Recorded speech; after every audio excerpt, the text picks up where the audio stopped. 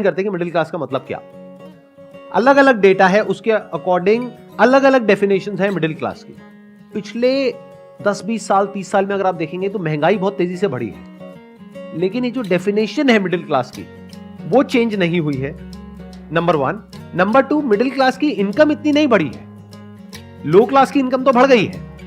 जहां आज से 20 साल पीछे आप चले जाओ तो एक मेड अगर आपके घर में जो काम करती है उसको आप पैसे देते थे, मान लो 1000 रुपए 1500 रुपए, वो बढ़ करके आज हो गया 4000 रुपए अगर वो 2-3 घंटे के लिए काम कर रही है तो। और आप मानो अगर वो 4 घर में काम कर रही है तो उसके महीने की इनकम हो गई 16000 रुपए, और उसका हस्बैंड भी मान लेते हैं कुछ ना कुछ अर्न कर रहा होगा, तो वो लोग कमा रहे हैं महीने का 30 से 40 हजार रुपए। तो क्या वो लो क्लास है? और आप कितना कमा रहे हैं जो अपने आप को मिडिल क्लास कह रहे हैं?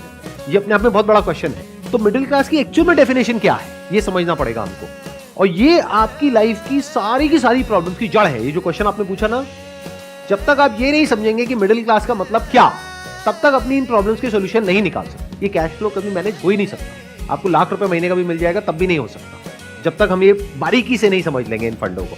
ग्लोबली एक ऐसा सेंसस है जो कहता है कि लो इनकम का मतलब जो दिन का 600 रुपए से कम कमा रहे हैं वो लो इनकम, 600 से 1200 कमा रहे हैं वो मिडिल इनकम। तो अगर इंडिया की बात करी जाए तो यहां पर कहते हैं कि सिर्फ 2% लोग हैं जो एक्चुअल में मिडिल क्लास हैं।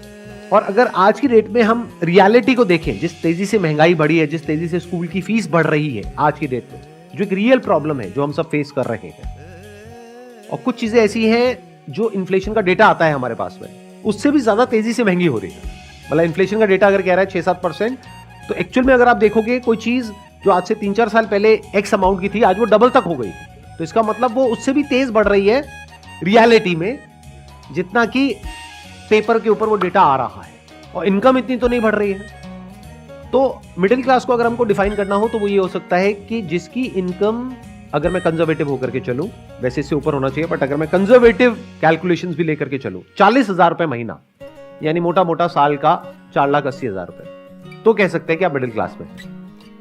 तो अगर आपके घर में आप कमाते हो लेकिन आपकी वाइफ नहीं कमाती है, आपके बच्चे ऑब्वियसली नहीं कमाते हैं, तो अगर आपकी इनकम है लाख रुपए महीना, तो हाउस होल्ड में कितने लोग हो गए जो आप पे डिपेंड हैं?